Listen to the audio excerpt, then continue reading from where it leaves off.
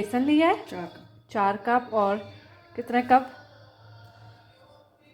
आटा आप डाल रहे हैं इसमें?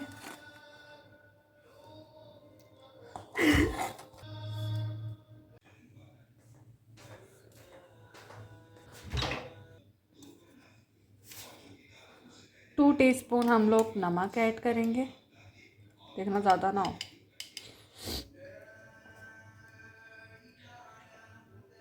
चलो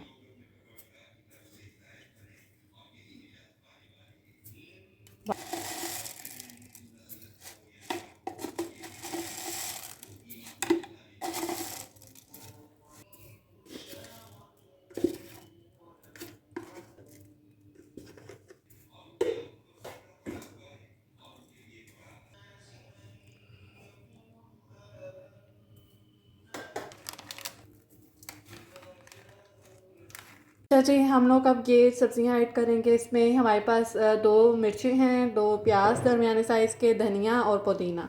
ठीक है, ये हम लोग अपने इस मसाले में ऐड करेंगे।